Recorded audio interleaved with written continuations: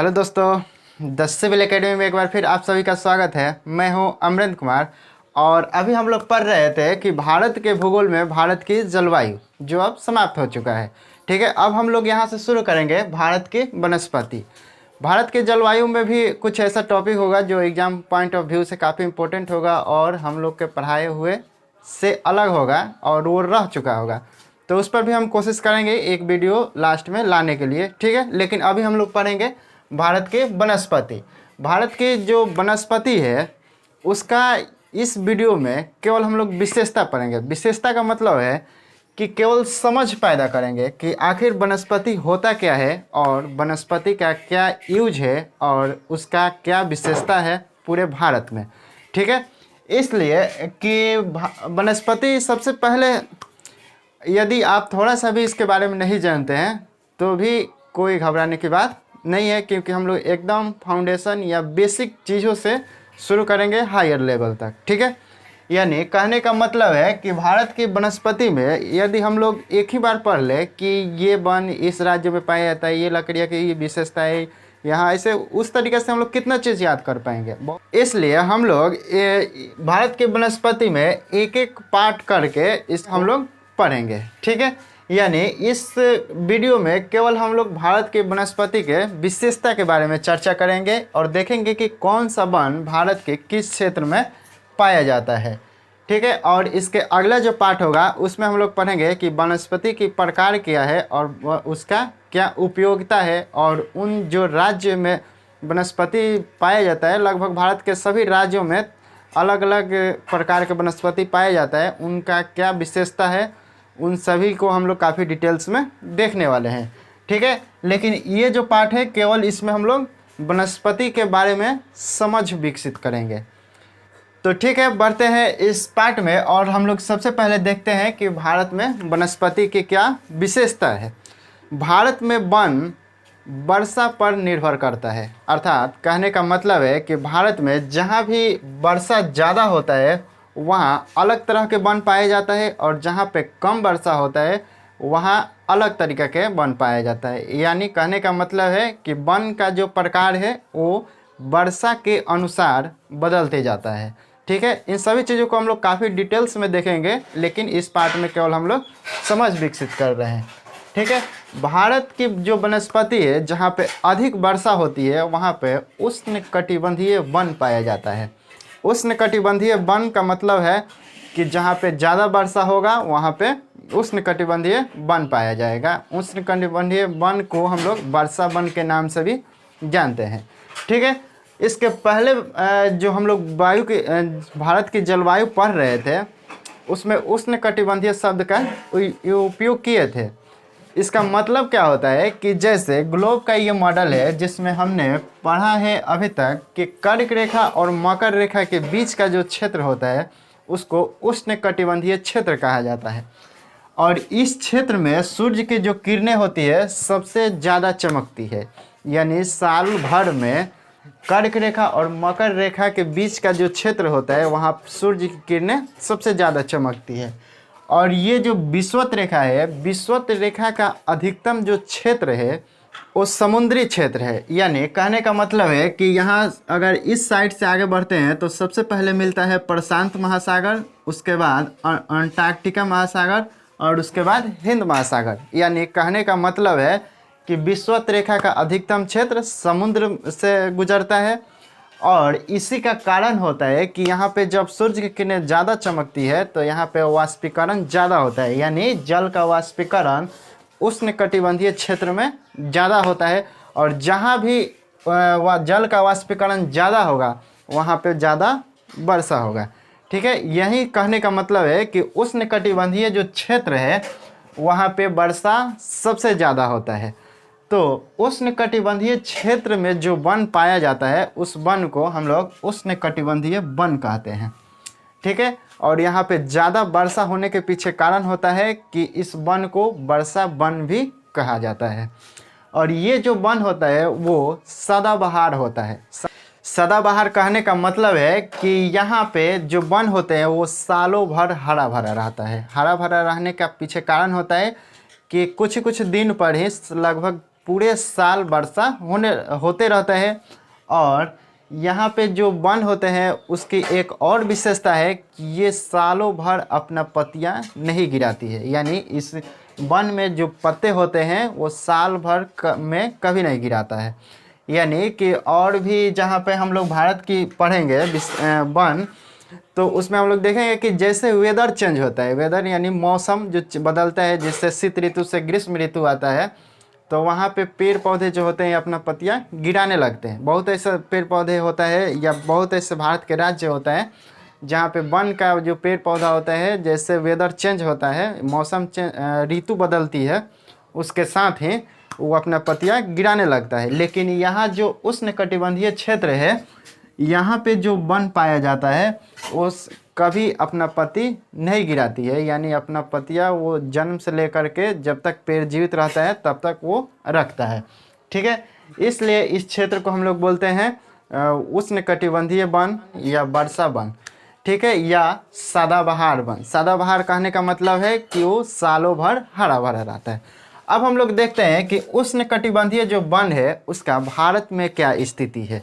ठीक है, तो भारत में सबसे ज़्यादा जो वर्षा होता है वो भारत के ये पश्चिमी तट है, और उसके साथ ही ये मेघालय का शिलोंग पठार या मेघालय पठार के आसपास के जो क्षेत्र है वहाँ पे सबसे ज़्यादा वर्षा देखने को मिलता है।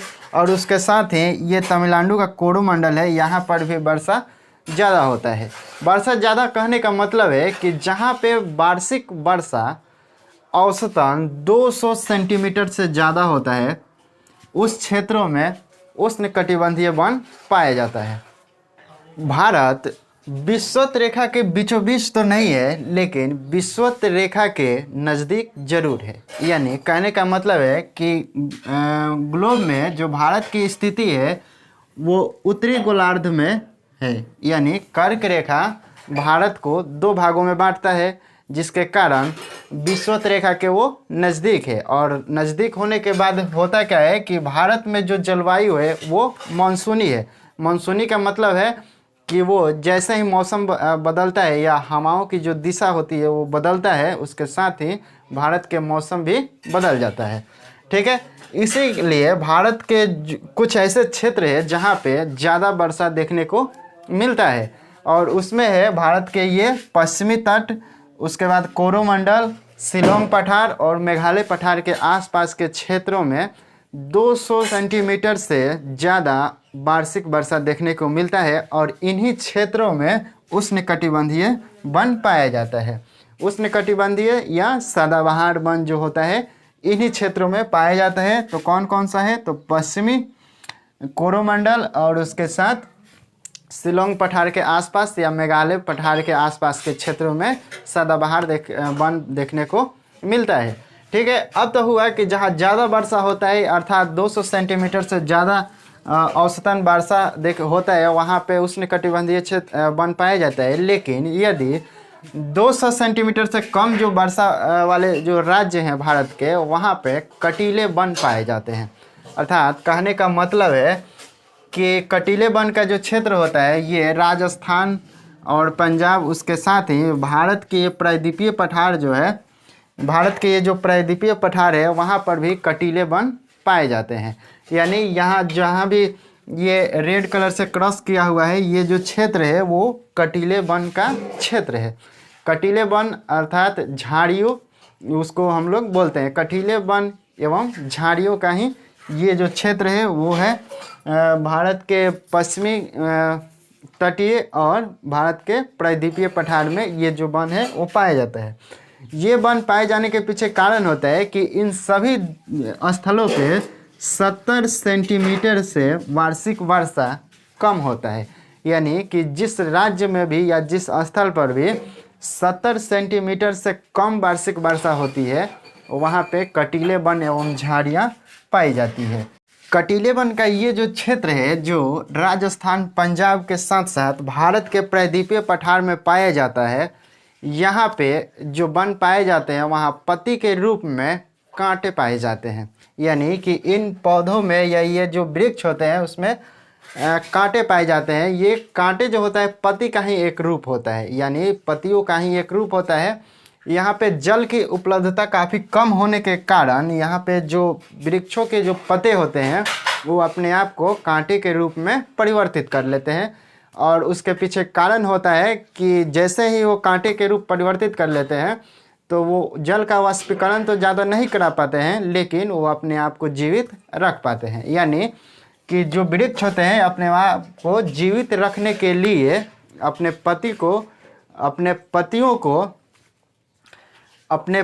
को कांटे के रूप में परिवर्तित कर लेते हैं। ठीक है, अब हम लोग देखते हैं कि जहाँ 70 सेंटीमीटर और 200 सेंटीमीटर के बीच में जो वर्षा होती है उसको हम लोग बोलते हैं मानसूनी। यानी मानसूनी वन जो होता है वो भारत के उत्तर प्रदेश से लेकर के तमिलनाडु तक और पश्चिम में मध्य प्रदेश से लेकर के पूरब में झारखंड तक का जो क्षेत्र होता है वो मानसूनी वन के लिए जाना जाता है। यहाँ पे जो वन होता है वो जैसे ही शीत ऋतु या जो ठंडी का जो मौसम होता है उसके बाद ग्रीष्म ऋतु आता है, उसके साथ ही जो वृक्ष होते हैं वो अपना पत्तियाँ गिराने लगते हैं। यानी पेड़ पौधे के जो पत्ती होता है वो झड़ने लगता है। झड़ने के पीछे कारण होता है कि जैसे ग्रीष्म ऋतु आता है तो वायुमंडल गर्म हो जाता है और गर्म होने के बाद होता है क्या है कि आर्द्रता की कमी पाई जाती है और उसी के कारण यहाँ पे जो पेड़ पौधे होते हैं अपना पत्तियाँ गिराने लगते हैं। ठीक है, अब हम लोग देखते हैं कि ये वाला जो क्षेत्र है, ये वाला जो है वो पर्वतीय वन का क्षेत्र है। यानी कि इन क्षेत्रों में पर्वतीय वन पाया जाता है। ये जो क्षेत्र है यहाँ पे हिमाचल प्रदेश, उत्तराखंड और जम्मू कश्मीर का क्षेत्र है जहाँ पे पर्वतीय वन पाया जाता है। पर्वतीय वन जो होता है वो वर्षा पे निर्भर नहीं करता है, वो पर्वतों के ऊंचाई पे निर्भर करता है। अर्थात जैसे ही पर्वत की जो ऊंचाई होती है वो बढ़ते जाती है, उसके साथ साथ जो वनस्पति पाया जाता है उसमें भी भिन्नता देखने को मिलता है। अर्थात अलग अलग प्रकार के वनस्पति पाए जाते हैं। ठीक है, यानी कहने का मतलब है कि जो पर्वतीय वन है वो वर्षा पे निर्भर नहीं करता है, वो पर्वत के ऊंचाई पे निर्भर करता है। ठीक है, और उसके बाद हम लोग देखते हैं कि लास्ट में ये वनस्पति जो भारत में पाया जाता है वो है मैंग्रोव या ज्वारीय वन। मैंग्रोव या ज्वारीय वन जो होता है जहाँ जहाँ पे ये जो नदी होती है वो डेल्टा का क्षेत्र बनाती है, वहाँ पर ज्वारीय वन या मैंग्रोव वन देखने को मिलता है। मैंग्रोव वन भारत में सबसे ज़्यादा ये गुजरात में देखने को मिलता है, लेकिन जो सबसे बड़ा क्षेत्र मैंग्रोव वन का है वो भारत के यहाँ पे है। यानी कि जहाँ पे गंगा और ब्रह्मपुत्र मिल करके डेल्टा का क्षेत्र बनाता है वो मैंग्रोव वन का जो क्षेत्र है सबसे ज़्यादा है। लेकिन ये भारत में इसका बहुत ही कम हिस्सा है। यानी इस क्षेत्र का बहुत ही कम हिस्सा भारत में है और सबसे ज़्यादा जो हिस्सा है वो बांग्लादेश में है। इसीलिए भारत में मैंग्रोव वन की जो क्षेत्र है वो गुजरात में सबसे बड़ा माना जाता है और यहाँ पर छोटा माना जाता है। ठीक है, और गुजरात के बाद यहाँ जो आंध्र प्रदेश आता है, आंध्र प्रदेश में दूसरा सबसे बड़ा मैंग्रोव वन का क्षेत्र माना जाता है। ठीक है, इन सभी वनों के जो प्रकार है उन सभी प्रकारों को हम लोग काफ़ी डिटेल्स में पढ़ने वाले हैं। इसके अगला जो पार्ट आएगा, यानी एक एक करके जो पार्ट हम लोग पढ़ेंगे वो काफ़ी डिटेल्स में पढ़ेंगे। अभी इस वीडियो में केवल हम लोग देखे हैं कि भारत में किस क्षेत्र में कौन से वन पाया जाता है, यानी कि वनों की विशेषता। अर्थात कहने का मतलब है कि इस वीडियो में हम लोग केवल वनस्पति के बारे में अपने समझ को विकसित करने की कोशिश की, लेकिन इसके बाद जो आएगा हम लोग एक एक करके पढ़ेंगे कि उष्णकटिबंधीय वन क्या है, कटीले वन एवं झाड़ियाँ क्या है, उसके बाद मानसूनी वन क्या है, ज्वारीय वन, मैंग्रोव वन क्या है। ठीक है, तो मिलते हैं भारत के वनस्पति के अगले पार्ट में जहां हम लोग वो सब चीज़ पढ़ेंगे।